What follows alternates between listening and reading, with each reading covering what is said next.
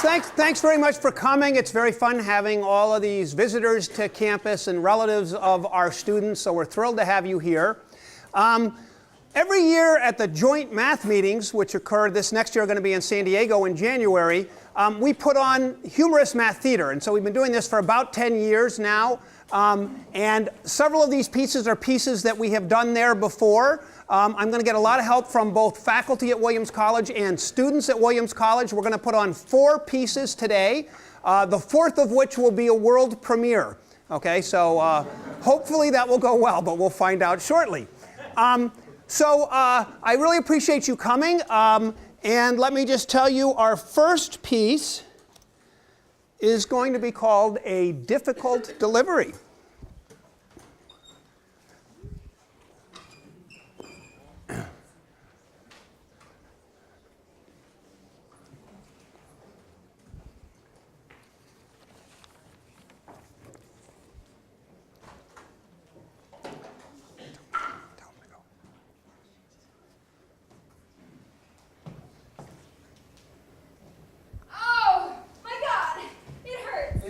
Honey, you're almost there. It's splitting me wide open. You can do it, honey. Oh, what did I do to deserve this? They had met in the math lounge while grad students. Although Karen was an algebraic geometer and Jeff was a number theorist, it didn't seem to matter. Their love transcended the bounds of their respective mathematical specializations. But little was expected of the union. Dr. Sylvia Vittle, Karen's advisor, had urged her to reconsider. There are lots of strong algebraic geometers out there.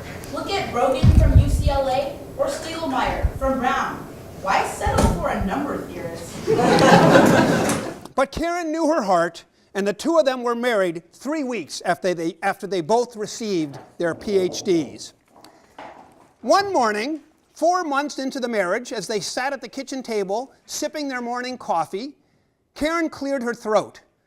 Jeff looked up from his morning paper, Zero Free Regions of Dirichlet L Functions.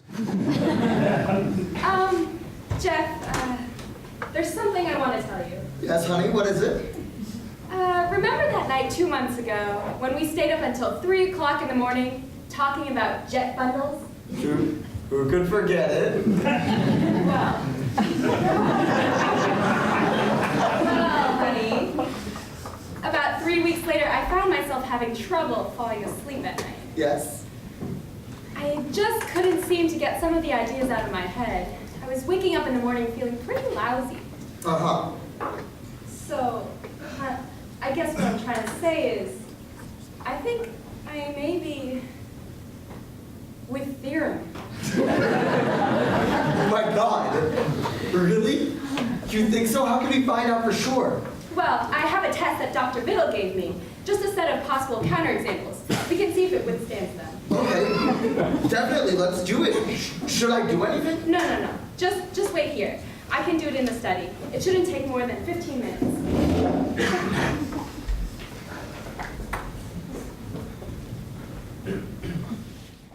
After waiting impatiently for 10 minutes, Jeff knocked on the door. Karen, are you doing okay? Just one more counterexample to try, honey. Shouldn't take much longer.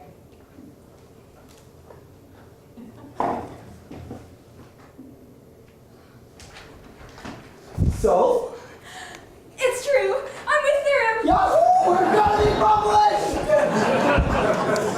The next day, they made an appointment with Dr. Vittle. Well, yes, it is unusual, but it is not unheard of. Look at the Atiyah-Singer index theorem. That was a product of a topologist and an analyst. But these matches are risky. I want to put you on a strict regimen of 10 pages of algebraic number theory a day, say Colin's book. And when it is time for the theorem to come, it is important to be ready. Have you considered taking a Lummis class? They are good preparation, mentally and physically, for the big event.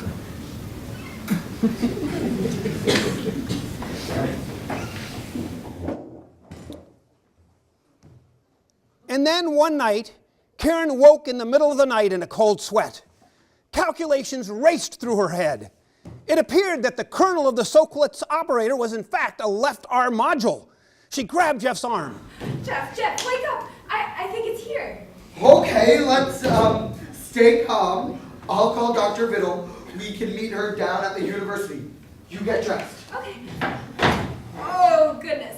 Oh, that was a big idea. It's coming fast. We need to hurry. They arrived at the university and raced up to the faculty lounge. Dr. Biddle was waiting for them there with several clean pads of paper. You sit here. Are you going to be here through the whole process? It's as much my theorem as hers. Just like a number theorist. You make one small contribution 9 months ago, and you think you've done all the work?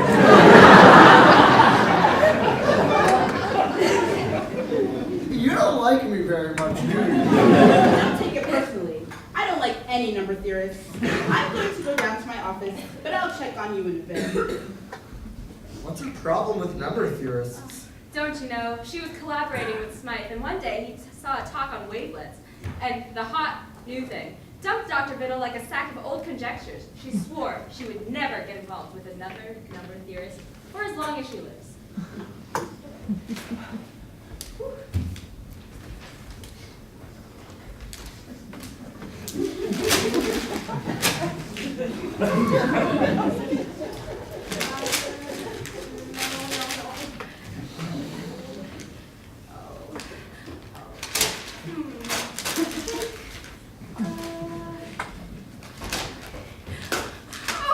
Oh my goodness. This is it. Quick, get Dr. Biddle. Yes, things are going well. Looks like a big one. If you don't think it would be too difficult for you, perhaps you could clean up that lemon there.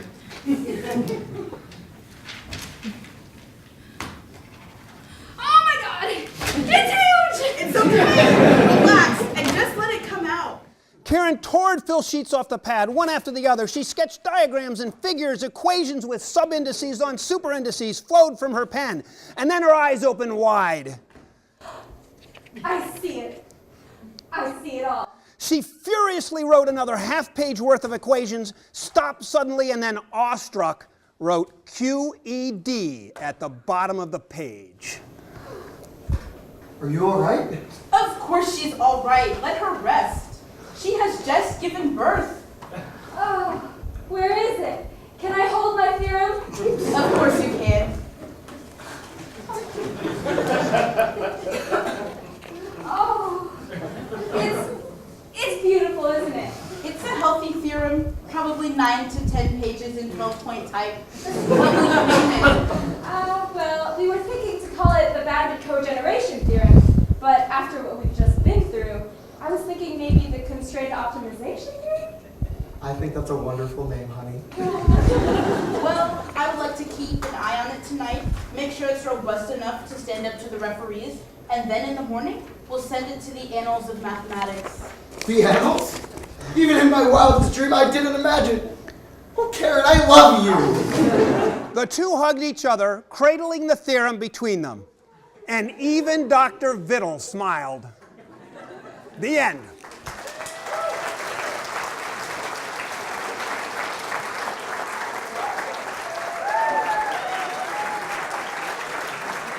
Great job. Good job.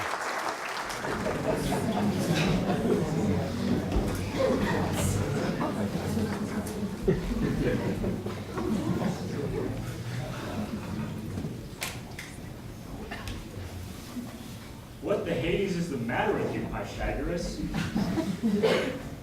What do you want, Triangulus? Leave me alone.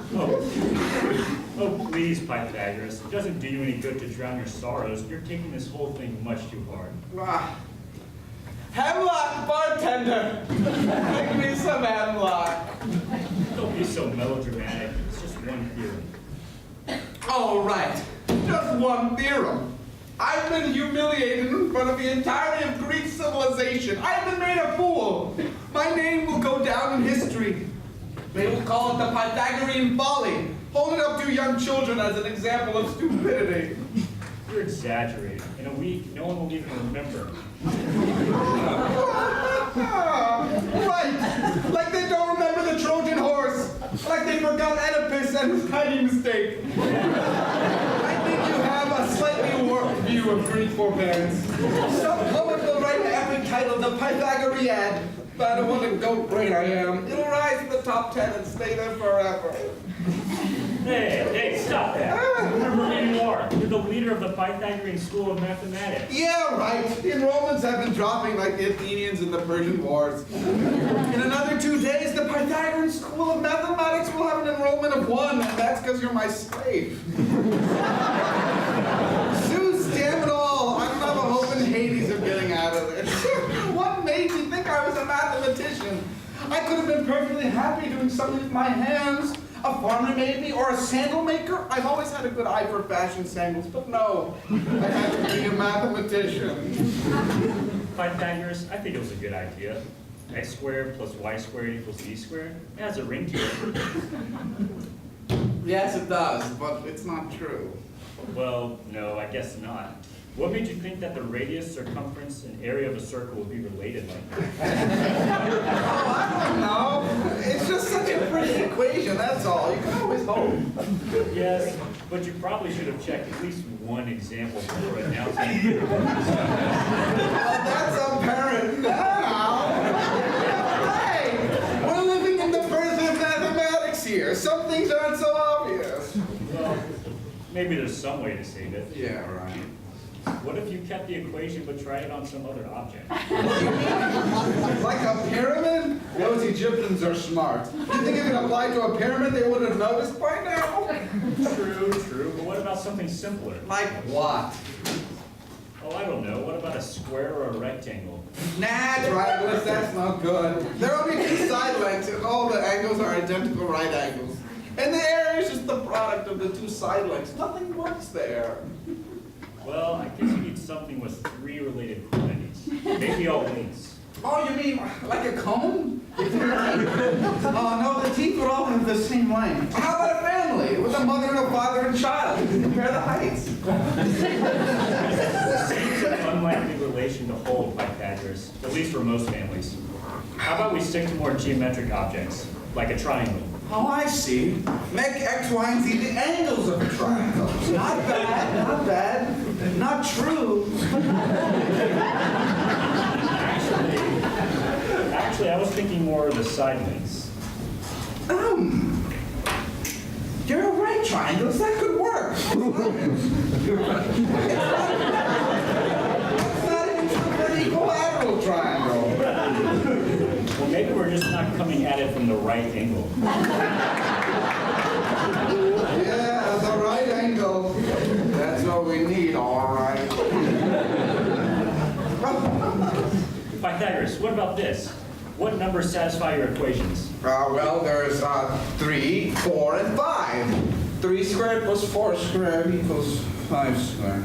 Can't you make a triangle with sides 3, 4, and 5? Sure, there's a well-known triangle.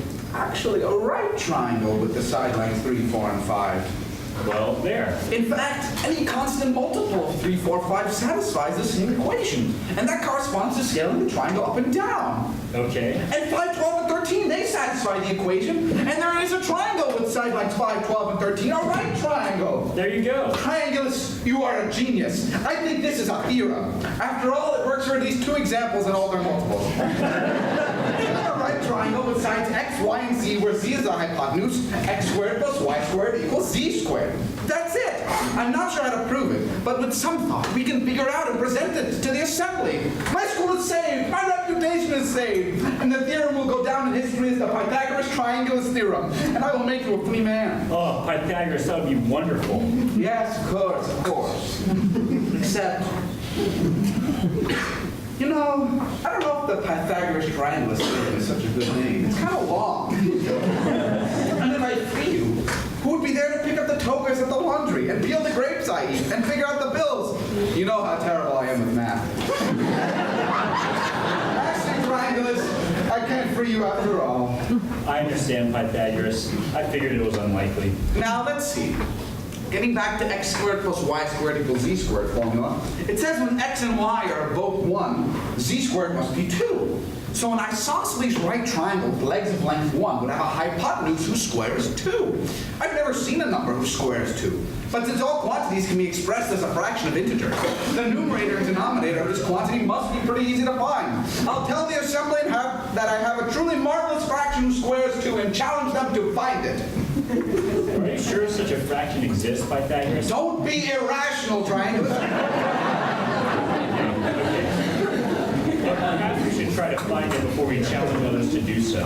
Why don't you work on that, Triangulus? In the meantime, I will try to find integers that satisfy the next equation, x cubed plus y cubed equals z cubed. That can't be much harder. If we just increase the exponent, that should be enough to keep us busy for the next 2.5 millennia. I'm sure it will, Pythagoras. I'm sure it will.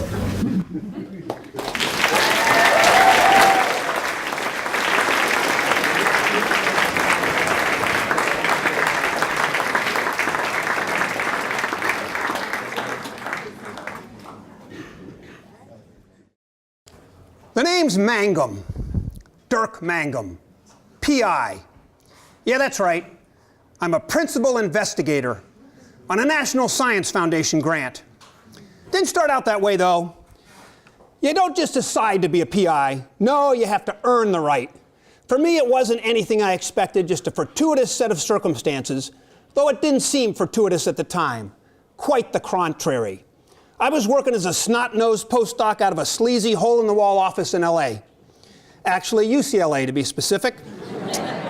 I was in my 3rd year of a 3-year appointment and I didn't have anything to show for the first 2 years except for a stuffed wastebasket, a pile of empty orange Gina bottles, and a whole lot of self-doubt. So my story begins on one of those days you get in LA. The sun was shining, a slight breeze was ruffling the palm trees, and it was an even 70 degrees. Well, actually, I just described every day in LA. It's enough to make you want to scream. Just give me a cloud or some fog or, God forbid, a hailstorm. But no, there's the sun, day in and day out, beating a drumbeat on your brain, banging out its sunny Sundance until you just want to do things that would get you into serious trouble with accounts payable. I was hunkered down in my office, feet up on the desk, working on my 2nd bottle of Orange Gina for the day. I've been working on a proof of a lemma all afternoon, but it had me in a double overhook headlock, and the chances of me ending up anywhere other than flat on the mat were slim indeed. The constant drone of the air conditioner sounded like a UPS truck tackling the Continental Divide. There was a knock at my door. I'm not in. Well, if you won't go away, you might as well come in. I just about dropped my bottle of Orange Gina. Standing in the door was none other than Walter P. Parsnip, chair of the Berkeley Math Department. He was dressed suggestively in a maroon button-down, top button undone to expose his clavicle, and slacks so worn you could almost see through him at the knee. His shirt clung to his chest, the outline of his stomach obvious for all to see. I found it hard to believe he was here before me. I used to drool over this guy's articles when I was an undergraduate.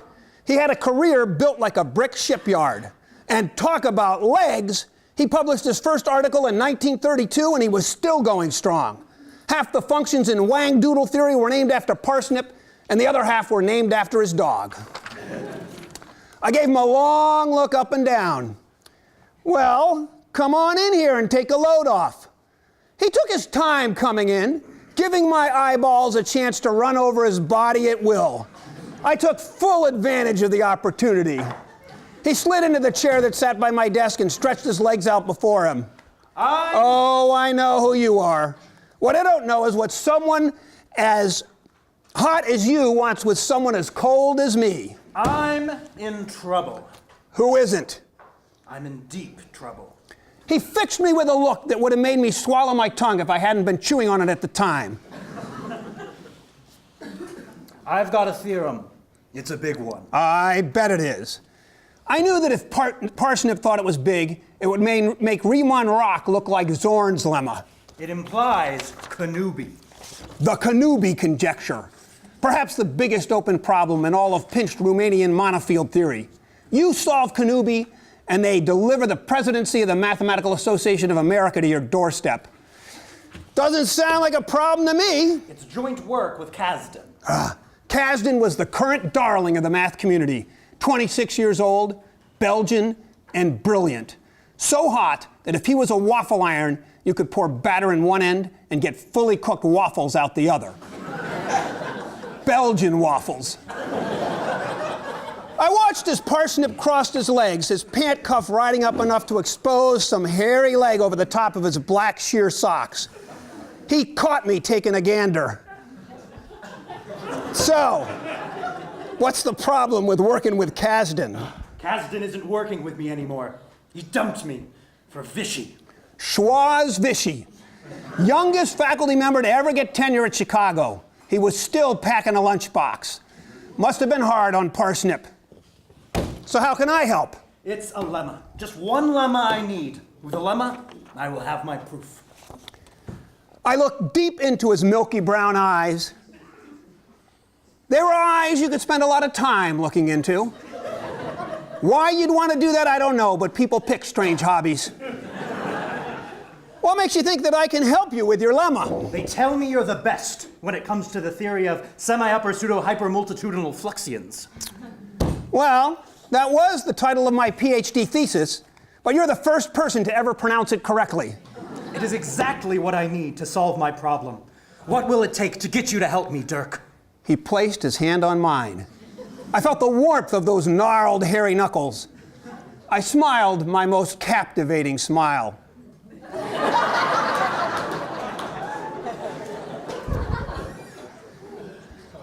Who in their right mind would turn down a chance to publish with you?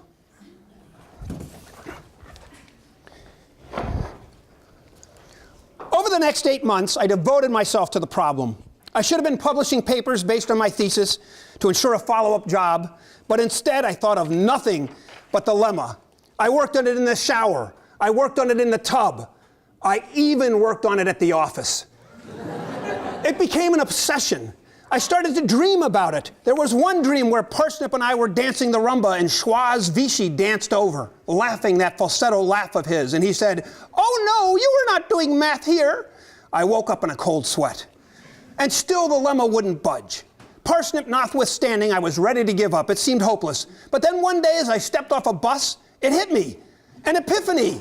I realized what I'd been missing. I couldn't believe my stupidity. When all this time I'd been working on semi-upper pseudo-hypermultitudinal fluxions, I should have been working on multi-hyper pseudo-upper semitudinal fluxions. I'd been looking at it exactly backward.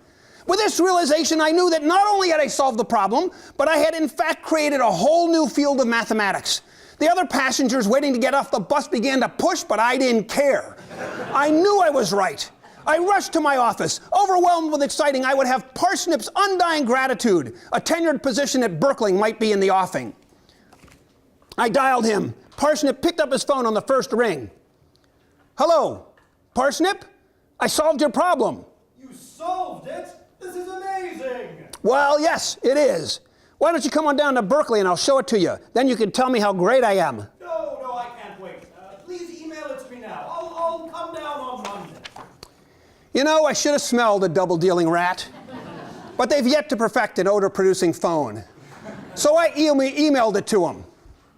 The next morning when I opened the LA Times, I saw the huge headline splashed across the page. "Parsnip and Kasdan solve Kanubi." I did swallow my tongue that time, but luckily I coughed it back up again. There was a huge picture of the two of them shaking hands with Governor Schwarzenegger. I'd been played for a fool. Figuring out what had happened took me less time than it takes a barn fly to find sustenance. Parsnip and Kasdan had been working on Kanubi the entire time, but they got stuck. They needed help, but they weren't about to let a pissant postdoc like me get my name on a theorem as big as this. So they came up with their ruse. Parsnip comes to see me, acting the jilted collaborator, desperate for my aid, and sucker that I am, I fall head over heels. They figure I can't resist his charms, and they're right. Once they have the email, I'm history. Nobody will believe a postdoc without a single publication to his name and with a job disappearing faster than the woolly mammoth. In a year, I'd be pumping Slurpees at the local 7-Eleven. The first 3 days, I sat in my office and cried into my orange Gina. Although diluted, the salt in the tears added zest. The next 3 days, I tried to figure out how to franchise Salted Orange Gina. But then on the 7th day, I received a grant proposal to review from the National Science Foundation. And wonders of wonders, it was from Kasdan and Parsnip. They wanted $5 million to study multi-hyper-pseudo-upper semitudinal fluxions. Now, why the National Science Foundation sent the proposal to me to review, I don't know. They certainly didn't know I invented the field, and it's unlikely they realized there was a connection between multi-hyper-pseudo-upper semitudinal fluxions and semi-upper-pseudo-hypermultitudinal fluxions. But for whatever reason, the osprey of opportunity had come to roost in my lap, and I have to tell you, it felt good to have it there. For the next 2 weeks, I worked on multi-hyper-pseudo-upper semitudinal fluxions. I saw vistas never before glimpsed by man or beast. I wandered the high plateaus of human thought, breathing the rarefied air. To protect myself from the elements, I built little Quonset lemmas, small, rounded pup tents, only made out of words and symbols. I thought I might need them in case it rained. And then it did rain. First a little bit, and then a lot. It poured as if the high plateau of human thought was a giant toilet bowl, and somebody, I don't know who, as this analogy is confusing me a bit, somebody flushed the toilet. There was a deluge, for you see, I realized that multi-hyper-pseudo-upper semitudinal fluxions have absolutely nothing to do with pinched Riemannian monofields or the Kanubi conjecture. Yes, I'd been mistaken. Oops, my bad. So I wrote a 100-page review of the grant proposal, pointing out the error and explaining how the field of multi-hyper-pseudo-upper semitudinal fluxions, although useless for the purpose outlined in the proposal, was in fact just what is needed to model the appropriate salt content in carbonated beverages. Then I drove up to Berkeley, arriving at the height of a lecture being given by Parsnip on Kanubi. Then you take the covariant functor and use it to define a contravariant functor. This in turn generates a functor of functors, a metafunctor, if you will. What a bunch of nonsense. What did you say, young man? Cut to the chase, Parsnip. Who invented multi-hyper-pseudo-upper semitudinal fluxions? As everyone knows, it was Kasdan and I. Don't you read the papers? Oh, yes, I read the papers. But you know what they say? Don't believe everything you read. Young man, I'm not sure I understand what you're getting at. Should I know who you are? Are you a graduate student visiting from out of town? Perhaps you're looking for the cookies. They're in the math lounge. The name's Mangum, Dirk Mangum. But you know that. There must have been something in the way I said his name that made him uncomfortable. The self-assured smile fell from his face for just a second. Then I fired. If multi-hyper-pseudo-upper semitudinal fluxions play such an important role in the solution of the Kanubi conjecture, then why is it that they aren't connected? Kanubi assumes that the fluxions are connected. Parsnip's expression went from unsure to shocked. In a split second, I'd clearly hit my mark. He gripped the lectern to support himself as the blood fled from his face. He was clearly in pain. What do you mean they aren't connected? I fired again. I mean they aren't connected, not attached to one another. Capiche? There's a space between them. Here's one, and here's another, and there's this big, huge gap. So you can't get from one to the other. Comprende? They are disconnected, so they don't apply to Kanubi. Oh no, Dirk! Help me, Dirk! For a moment, I almost felt sorry for him. But I got over it. See you around. Actually, I kind of doubt I will. When I got back to LA, I submitted the grant review. To quote from the letter I received, "Never before have we received a review that so clearly demonstrates the genius of the reviewer while also demonstrating the entire paucity of ideas in the original proposal. Not only do we reject the proposal, but we would like to give you a grant. How does $1 million sound? And that's just for the first year. Anytime you want additional funds, day or night, just call the director of NSF. Her home phone number appears at the bottom." Parsnip and Kasdan were so embarrassed that they dropped out of pinched Riemannian monofield theory entirely. Now they work in probability, mostly taking turns pulling colored golf balls out of bins. I ended up staying at UCLA. After a while, you get used to the weather, and I've been a PI ever since. If you need a PI, you give me a call. My number's in the book.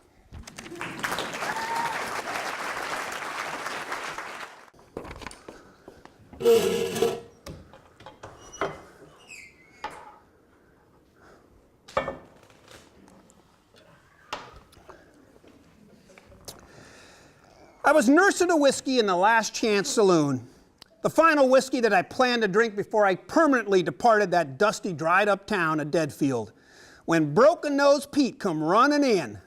Gold! There's gold in our hills! There's gold in our hills! Dirty Mike, who was swabbing the bar, looked up with his one good eye. What you talking about? I'm talking about gold up in the fields atop of that ridge.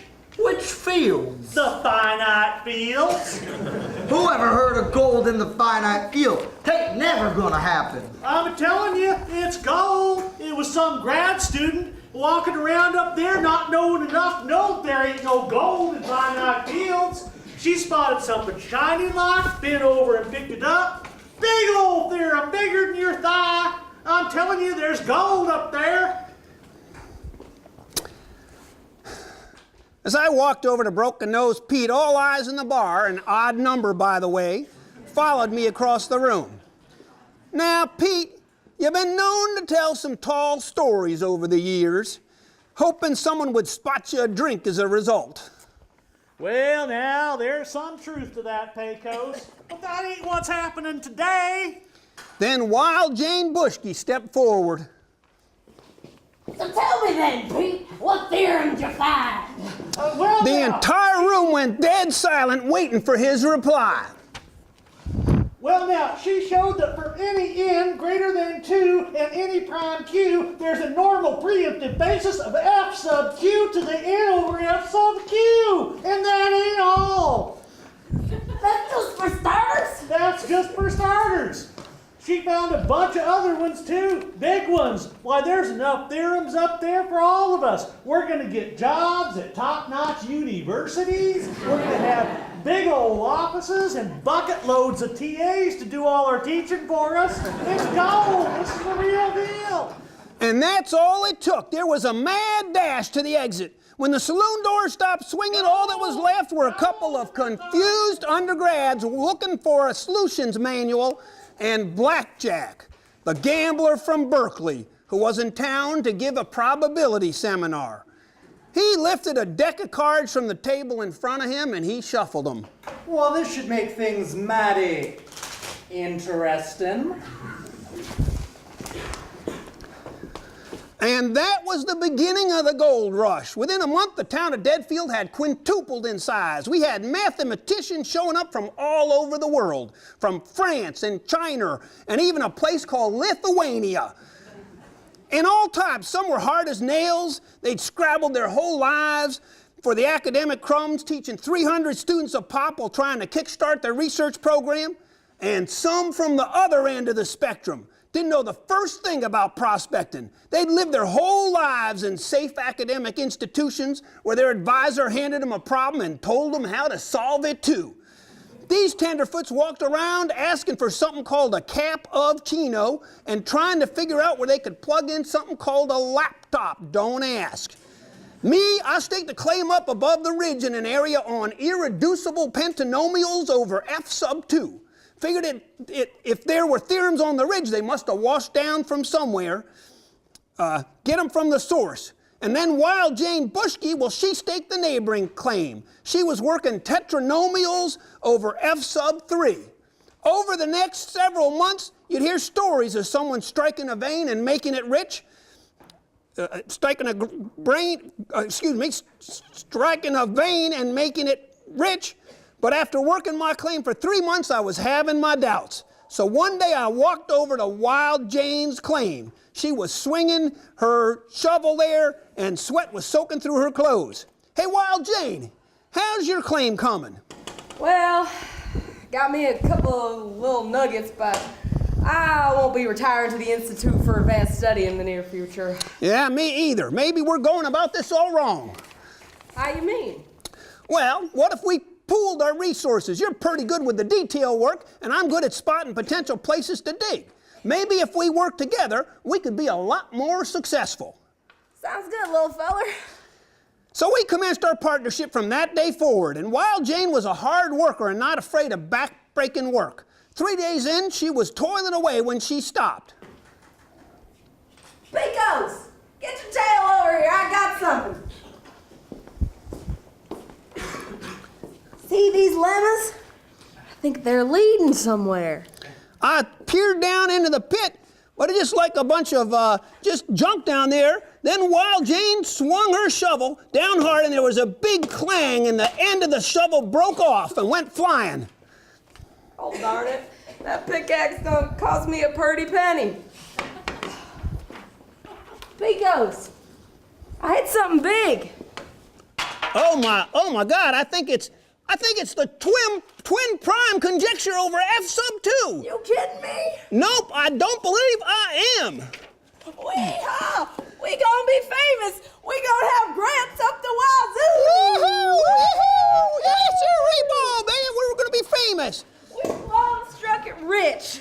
Then after we calmed down, we put that theorem out of the ground, and with a lot of grunting, we managed to hoist it onto the donkey and tie a tarp over it. Here, donkey. Hold on to that. You got it? All right. Good donkey. Good job there. All right. And then we headed down the trail to town, both of us grinning like brand new PhDs. Who's that? Not a word. Not a word. Good day to y'all. I thought you left town a long time ago, Blackjack. Weren't you supposed to be the headliner at the Southeastern Tennessee Probability Fest? Oh, I got Ben Affleck to fill in for me. Boy, that donkey sure looks like he's working pretty hard. What you got over there? What? That? Oh, that's just a couple of little llamas we dug up. Lucky if they earn us a coffee at the seminar. Well, then let me take a look. Maybe I can apply them somewhere. Wouldn't hurt you to have a name like mine attached to your work. I think we're just fine not having your name affixed to our name. Oh, yeah?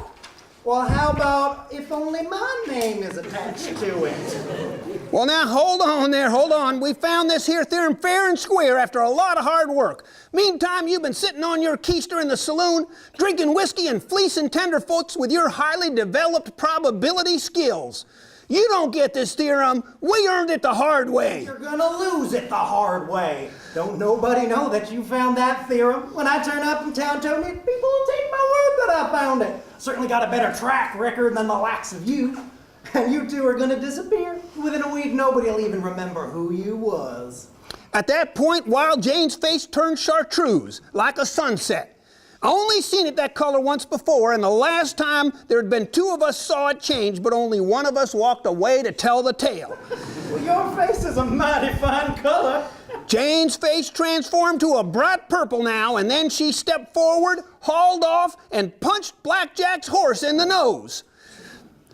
Now, I want to be fair to her here. Wild Jane is an animal rights activist. In fact, she used to run a school for teaching dogs AB calculus. But in that moment, her passions were sky high, so she punched that horse. And as it reared back, Blackjack fired off his gun, but he couldn't get a beat on us. Wild Jane grabbed me by the arm, and then we just leaped off the side of the embankment. And we rolled and rolled as Blackjack fired after us, and we slid to a stop down in the brush and scrambled behind some boulders. You okay, little feller? Phew, yep, but we lost the theorem. Don't be giving up yet. So when we got to town, we saw a crowd spilling out of the assessor's office. We pushed our way inside just as the assessor was weighing the theorem that Blackjack had brought in. I ain't never seen such a big theorem. It is a marvel, behold. Hold on there, that there theorem don't belong to Blackjack. It belongs to me and Wild Jane. It was us what found it. It was us what dug it out. Oh, come on now. I'm Blackjack from Berkeley, one of the luckiest men alive, as many of you who done lost your money to me can attest. Who's likely to think you found a theorem this big? A pair of losers like them or a winner like me? Nobody's gonna believe your cockamamie story. They might believe it when they see these lemmas. See, that theorem there don't work unless it's got these here lemmas for proof. Without them, it's just a big old hunk of debris. But old Blackjack, he don't know that, because he didn't dig that theorem out of the ground. We did. Same time as I dug these lemons out to go with it. Well, I'm gonna plug you. Oh, no, you aren't. Oh, no.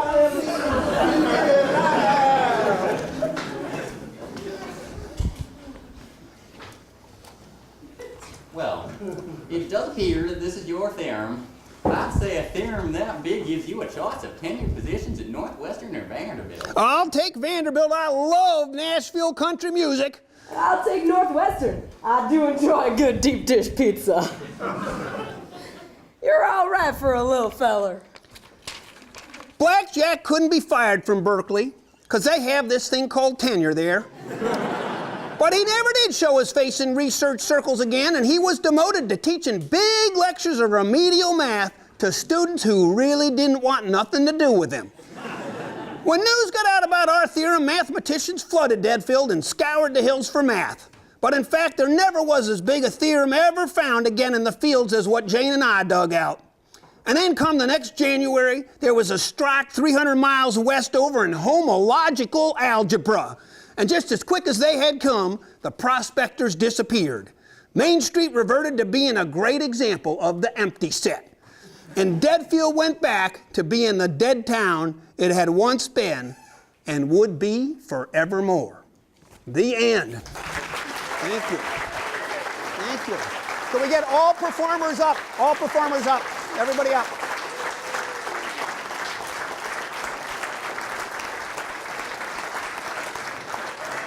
All right, everybody. Good job. Ready? And bow. Good. Thanks for coming, everybody.